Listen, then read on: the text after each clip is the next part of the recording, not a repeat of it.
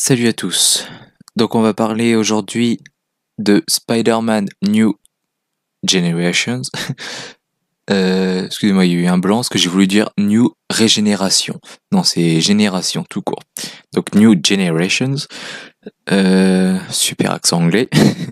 Je préfère le titre original perso, Into the Spider-Verse. Mais bon, je comprends toujours pas le délire de traduire des titres anglais en leur donnant un autre titre anglais.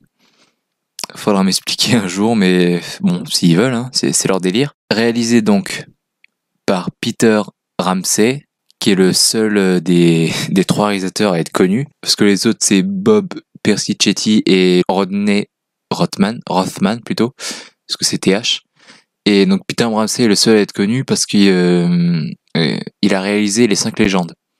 Et l'ami avec lequel je suis allé aime beaucoup les 5 légendes, donc je sais pas s'il le sait, donc voilà, c'est cadeau. Et donc à 3, ils nous ont fait ce nouveau Spider-Man qui est donc le premier film Spider-Man enfin pour moi en tout cas, d'après mes connaissances, qui est le premier film donc à réunir plusieurs Spider-Man dans un seul même film.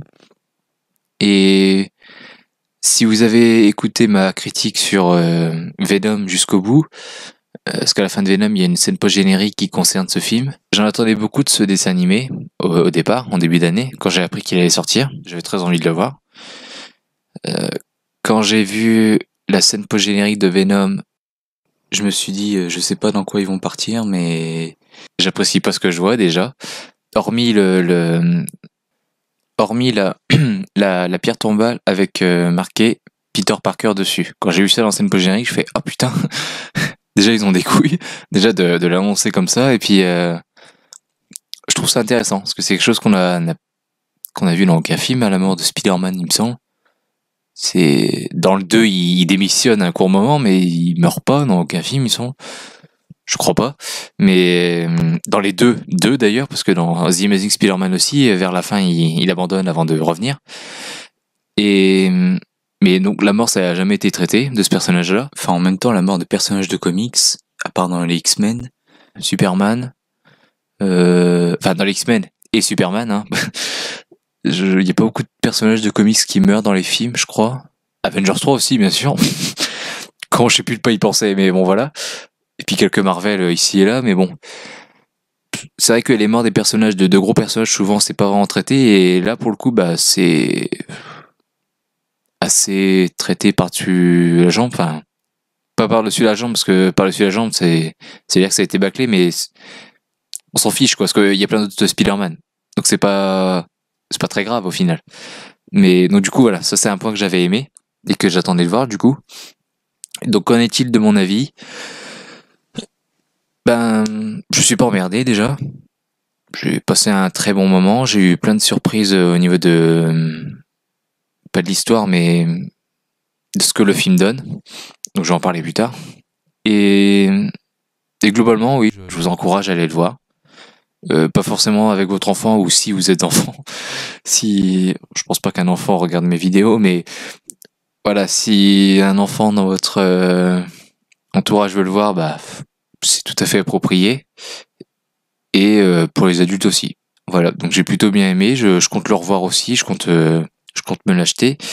Petite précision à la fin de, pas forcément à la fin, mais généralement quand je donne mon avis, je dis si j'achète les films ou pas. J'ai pas reçu de critique à ce niveau-là, mais pour vous prévenir, c'est pas pour dire je suis pété de thunes, je peux m'acheter plein de trucs, non. C'est juste que les Blu-ray, le cinéma, c'est ma passion. C'est là où vous voyez pas, mais j'en ai beaucoup à ma gauche, et j'aime acheter les films que j'aime tout simplement. Et quand j'achète un film, c'est vraiment que je l'aime. Donc que je l'aimais. Donc c'est assez bon pour que j'achète. J'ai plutôt bien aimé, notamment les surprises, c'est que je m'attendais pas du tout à ce qu'il y ait autant d'émotions dans ce film. Il y a des scènes vraiment, il y a beaucoup d'émotions, et au niveau des relations des personnages, vraiment le film a été très très bien fait. Je pense j'ai beaucoup aimé la relation qu'il a avec son oncle, donc Miles Morales. Et il y a un moment, son père lui parle à travers une porte. Enfin, c'est très très beau comme scène. J'ai vraiment beaucoup aimé. Surtout le fait qu'il puisse pas lui répondre, quoi. Parce que du coup, son père s'en va triste, et c'est triste. c'est très très triste, et franchement, je suis désolé pour son père, parce que lui, il sait pas qu'il peut pas lui parler, enfin que son fils peut pas venir lui parler ou lui répondre, donc c'est un peu con, quoi. Donc, est-ce que t'as envie que, du coup, Spider-Man le rejoigne et puis qui lui parle, quoi. Et c'est ce que son père attendait. Je pense qu'il voulait que son fils réagisse et qu'il lui parle. Au lieu de ça, du coup, le père s'en va et il s'imagine, du coup, enfin, il se fait un film dans sa tête et on le voit pas à l'écran, c'est pas montré, c'est pas dit, mais on sait qu'il se fait un film dans sa tête et qu'il se dit, bon, mon fils m'en veut, il veut plus me parler, enfin, j'ai merdé, donc voilà. Il est triste d'avoir merdé avec son fils, alors qu'au final, non, c'est juste que son fils peut pas lui répondre. Je dis pas pourquoi, mais il peut pas. Donc c'est une scène qui marche très très bien pour les relations entre les personnages et les émotions qu'ils ressentent. Ce que j'ai beaucoup aimé aussi avec ce film, du coup, c'est que comme c'est un dessin animé, comme pour Lego Batman par exemple, c'est qu'il y a beaucoup de références avec les films précédents et ils admettent qu'ils ont existé. C'est pas juste, les films de Sam Raimi, c'est une autre dimension. The Amazing, c'est une autre dimension. Spider-Man Comics, c'est une autre dimension. Non, ils ont existé, on le sait, ils en parlent. À part Spider-Man Comics, j'ai pas noté de référence. Et globalement, même The Amazing, je crois pas. À part un truc dont je vais parler plus tard qui m'a fait penser à ça. Je sais pas si c'est voulu ou pas, j'en parlerai plus tard, mais ouais. Mais en tout cas, bon, c'est clairement, on le voit au début, Spider-Man de Sam Raimi a existé, même le 3. Je ne dis pas pourquoi, mais il parle d'un truc, voilà. Ça nous fait comprendre que le 3 existe dans cet univers. Et j'ai beaucoup aimé ce que, après, on sent que c'est pour la blague parce que tout le monde, si vous êtes au courant, avec Internet, tout ça, tout le monde reproche cette scène à Spider-Man 3. Et du coup, ils en parlent et on sent que c'est un peu pour faire... vous voyez les fans, on est d'accord avec vous, elle est nulle cette scène, on est d'accord, hein, c'est vrai, c'était un peu nul. On sent que c'est un peu l'idée voulue. Mais donc voilà, donc ça m'a fait quand même plaisir de voir cette scène avec la musique plus en fond, j'ai plutôt aimé. Et ce qui me conforte dans l'idée de dire que c'est plutôt pour la blague, c'est qu'il dit ouais, on va passer là-dessus, ça existait, mais bon, on s'en fiche, allez, parlons d'autre chose. Enfin, le Spider-Man dit vraiment ça, parce que, et du coup, s'il dit ça, c'est parce que une minute plus tôt, il y a un grand, enfin, on voit Spider-Man et d'un seul coup Spider-Man dit allez, je vous la fais une dernière fois, et du coup il raconte son histoire. Donc je m'appelle Peter Parker, j'ai été mordu, tout ça, et c'est quelque chose qui revient d'ailleurs plusieurs fois dans le film pour présenter tous les personnages, et c'est ce que j'ai aimé du coup. Il y a un truc que j'ai pas beaucoup aimé au début du film, c'est que j'ai l'impression que c'est de la 2D en stop motion. En plus, le stop motion, c'est quelque chose qu'on a, enfin moi j'ai vu ça dans un seul film, je crois bien, et que c'est une vieille technique, donc on l'utilise plus maintenant avec l'informatique. Mais j'ai vraiment l'impression, ou alors c'est qu'ils ont mal fait leur boulot au début du film. Je pense pas, mais je pense que c'était voulu, mais on dirait vraiment que le début du film c'est en stop motion, quoi. C'est au niveau des déplacements des personnages, tout ça, c'est comme si il manquait des images. Parce que j'allais dire quelqu'un mettait sur pause puis relançait, mais c'est pas vraiment ça. Parce que là c'est vraiment ça bloque. Mais dans les mouvements, c'est comme s'il manquait des images, quoi. Comme s'il manquait des déplacements, quelqu'un qui veut prendre une tasse sur un bureau. On voit le bras bouger un peu, puis d'un seul coup, le bras est sur la tasse, et tout ça passe très très vite. Donc ça fait vraiment penser à du stop motion, quoi. Donc j'ai pas beaucoup aimé. Et j'ai demandé du coup à mon ami si ça allait être comme ça tout le film, parce que lui il avait déjà vu. Et il m'a dit non, j'ai désoulagé, quoi, parce que ça aurait été pas mal chiant, je trouve. Ensuite, je vais passer aux qualités. J'ai pas noté grand chose, pas pour dire qu'il est nul, mais j'ai pas grand chose à dire, c'est plutôt bien fait. Mais il y a un truc que je veux souligner, c'est qu'il y a, dans le film, pour coller aux comics, il y a à plusieurs moments des cases jaunes dans lesquelles il y a marqué pendant ce temps, enfin plusieurs trucs, parfois aussi les pensées du personnage. Donc ce qui est au moins un bon message envoyé à leur support d'origine, on voit qu'ils aiment les comics et qu'ils leur rendent beaucoup d'hommages. Et il y a parfois aussi des cases bleues, genre il y a un plan sur une maison et une case bleu-violet qui dit Miles cherche des réponses. Et une autre qui dit pendant ce temps-là, enfin un truc comme ça, quoi. Ouais, pendant ce temps-là dans le Queens, enfin un truc comme ça. Donc voilà, bon clin d'œil aux comics et que j'ai plutôt apprécié. Pareil aussi, il y a des moments quand, je sais pas, quand dans une baston, il y a du verre qui est cassé, il y a marqué claque, là où le verre est classé pour comme si c'était une onomatopée, quoi. Comme par exemple dans les vieux Batman, la série de 66, tout ça, ou le Lego Batman, qui l'a fait aussi. Ensuite, un petit défaut que j'ai pas aimé parce que la scène était très très belle, c'est du coup quand Spider-Man, Peter Parker meurt, donc c'est dans les 30 minutes du film, il y a un hommage national qui est fait, et vraiment il y a, en plus, on voit le rapport avec nous, quoi, en ce moment avec les attentats et tout, donc cette scène-là marche très très bien. la scène de l'enterrement. Sauf qu'à un moment, Miles dit un truc et il y a quelqu'un dans la foule qui lui répond quelque chose et puis du coup ça fait une petite blague quoi. Et enfin c'est vraiment con parce que je pleurais pas mais j'avais vraiment la larme à l'œil quoi et j'avais des petits frissons et tout. Puis là d'un seul coup il y a ce connard qui vient dire ouais mais peut-être qu'il parle pas forcément de toi. C'est drôle. Enfin, je sais pas, c'est pas obligé. C'est pourquoi une scène d'humour à ce moment-là. Enfin, on voit en plus que c'est quelque chose de grave pour Miles, parce qu'après, déjà il a vu la mort en direct déjà. Donc pour un ado c'est choquant et même pour un futur Spider-Man et après il va sur sa tombe deux scènes plus loin donc on sent que c'est quand même quelque chose qui le bouleverse donc enfin faire une micro blague à cet enterrement je pas trouvé ça très très intéressant, très pertinent. Un truc que je tiens à dire aussi, je joue, enfin j'ai fait le jeu Spider-Man sur PS4 là qui est sorti en septembre. Et dans ce jeu, je trouve Peter Parker très très moche. On dirait un mélange des trois acteurs Tobey Maguire, enfin plus Andrew Garfield et Tom Holland. Parce que je reconnais un peu le visage d'Andrew Garfield, mais il est aussi rond et petit que celui de Tom Holland. Et avec les cheveux de Tobey Maguire, on va dire. Donc il est très très moche ce personnage. Bien animé, tout ça c'est pas le problème, mais le Peter Parker est très très moche, je trouve. Et par contre, Mary Jane Watson, elle est dans le jeu, elle est très très belle. Et là, dans le film, c'est l'inverse. C'est Peter Parker est plutôt beau, c'est blond en plus dans l'univers de Miles. Et parce que après, du coup, il y a un autre Peter Parker qui vient, Peter Ben Parker, je crois, c'est ça le truc. Et lui, il est brun. Et donc celui qui meurt, c'est un blond. Et lui, pour le coup, il est plutôt beau. Mais alors, Mary Jane Watson, elle est très très moche dans ce film-là.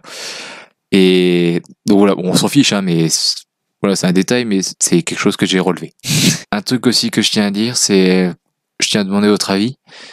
La première apparition de Gwen, il y aura un défaut d'ailleurs lié à ce personnage, je vais en parler après.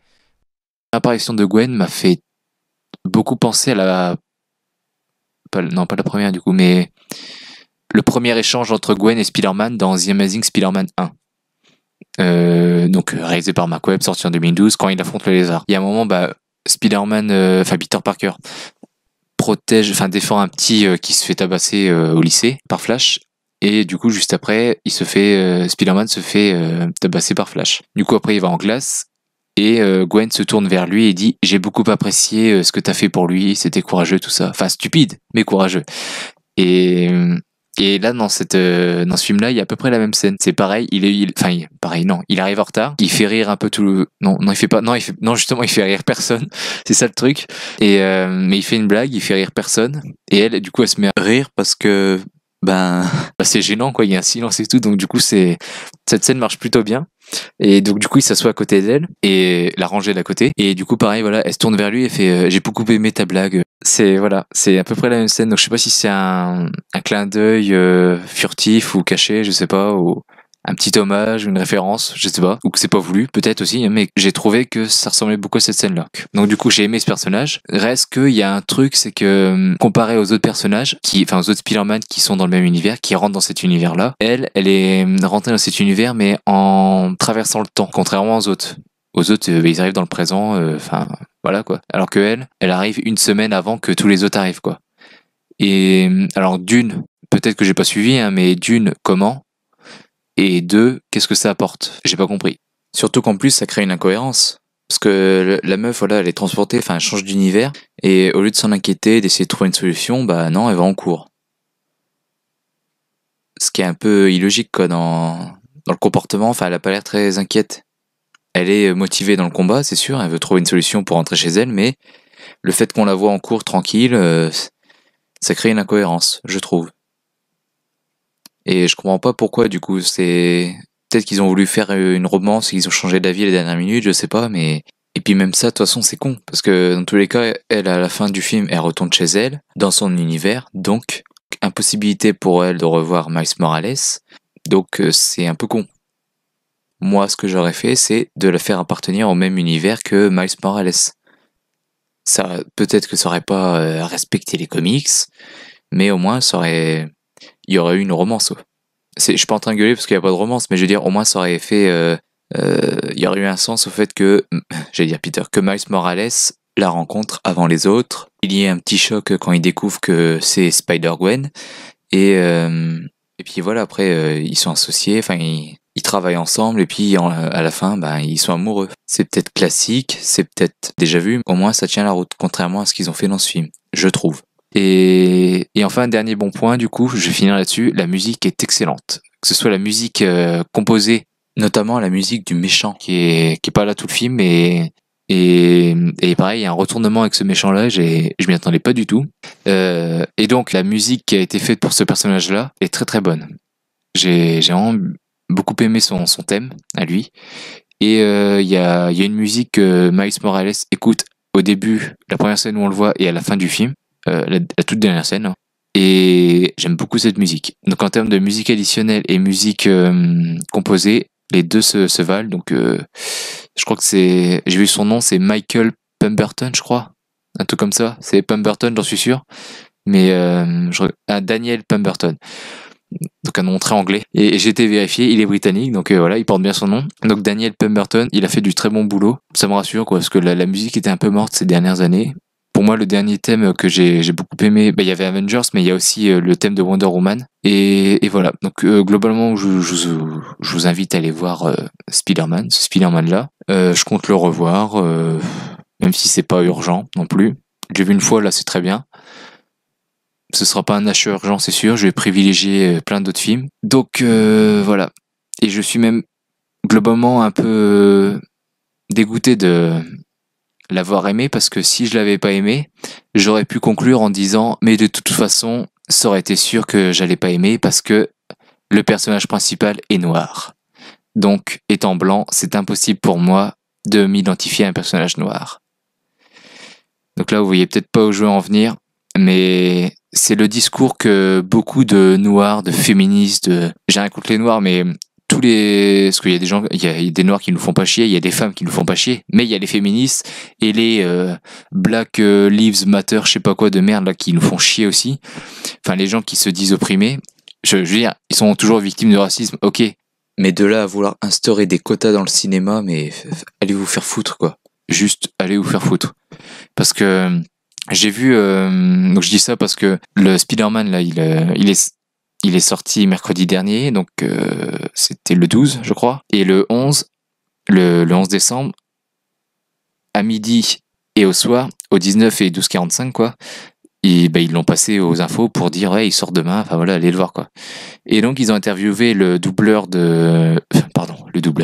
comédien de doublage noir donc, qui prête sa voix pour Miles Morales, et qui, je crois, je suis pas sûr, mais je crois qu'il a joué dans Seul. Mais voilà, je suis pas sûr. Et donc, ce que ce mec nous a dit, c'est, puis je suis très content que c'est un Spider-Man, enfin je me rappelle plus trop des mots, mais c'était ça. Je suis très content que c'était un Spider-Man noir, parce que voilà, étant jeune, je n'avais pas beaucoup d'icônes noires dans les films de super-héros, donc je pouvais pas vraiment m'identifier, gna gna gna. Donc en gros, ce que cet abruti drogué au discours idéologique de merde est en train de nous dire, c'est qu'en gros, toi t'es un noir, tu t'identifies aux noirs. Toi t'es une femme, tu t'identifies aux femmes. Toi t'es un homme blanc, bah tu t'identifies aux hommes blancs. Donc lui en fait il est... Puis ça sent que ce discours n'est pas de lui. C'est soit on lui a demandé, soit il s'est dit tout le monde est en train de se victimiser de nos jours, notamment les femmes, parce qu'il n'y a pas assez de femmes dans les films de super-héros, tout ça. Les noirs sont en train de faire pareil, Black Panther, tout ça, on a dit ouais, enfin voilà, vous voyez ce que je veux dire. Donc soit il s'est dit ça lui-même et du coup il s'est dit je vais faire pareil, donc un jeune con qui réfléchit pas, soit c'est on lui a dit de faire ça. Mais je suis sûr qu'il ment. Enfin, je suis désolé, si on l'écoute, je répète, mais les femmes s'identifient aux femmes, donc c'est-à-dire Wonder Woman, Black Widow, Scarlet Witch, Hunger Games, Divergente, Hermione Granger, enfin, et encore voilà, globalement j'ai cité des personnages secondaires, mais ouais, ce que je veux dire, quoi, les femmes s'identifient aux femmes. Les noirs, lui, c'est-à-dire que quoi, ses héros préférés, c'est quoi? C'est Black Panther, le Faucon, puis War Machine, voilà. Le reste, il les aime pas parce qu'ils sont blancs, ou alors il les aime moins parce qu'il peut pas s'identifier, parce qu'ils sont blancs, tout ça. Enfin, gogol, pauvre con. Je veux dire, j'ai aimé ce film, je me suis vu dans Miles Morales. Non, à travers Miles Morales, voilà, c'est mieux dit comme ça. Enfin, va chier, pauvre con, quoi. C'est c'est un petit garçon, enfin un ado noir avec son père noir. Je veux dire, enfin la scène avec son père justement dont j'ai parlé, où son père lui parle à travers la porte, bah ça m'a touché quoi. Je me suis pas dit oh c'est touchant, mais bon vu qu'ils sont noirs je ne ressens rien. Enfin putain mais bande de cons, enfin ce genre de discours à la con ça commence à m'énerver et donc je tenais vraiment à le dire. Mais au moins voilà, vu que j'ai aimé, que j'ai réussi à m'identifier sans faire d'efforts, et ben c'est une preuve que qui dit des conneries au moins, voilà déjà. Et donc voilà. Parce que je suis désolé, j'aime Wonder Woman, j'aime Alien, j'aime Hunger Games, j'aime beaucoup Hunger Games même. J'ai tous les livres et tous les gros coffrets là. Enfin, je m'en fous que ce soit des femmes. J'aime Black Panther, c'est l'un de mes Marvel préférés avec Thor. Je m'en fous que ce soit un black. Enfin, je veux dire, Black, oui, Black Panther, oui. Je m'en fous que ce soit un noir. Je m'en branle. Enfin, je sais pas, j'essaie de trouver Enfin, les Simpsons, j'aime beaucoup les Simpsons. Ils sont jaunes, voilà. Je m'en fous qu'ils soient jaunes. Enfin, j'arrive à m'identifier. Pourquoi résumer les gens à leur couleur de peau? C'est pas justement ce que vous voulez combattre? Les gens qui résument les personnes à leur couleur de peau? Les gens qui veulent faire des cases, puis ranger des personnes dans des cases et séparer un peu tout le monde? C'est pas ce que vous voulez combattre? Bah pour moi, vous faites exactement la même chose, hein.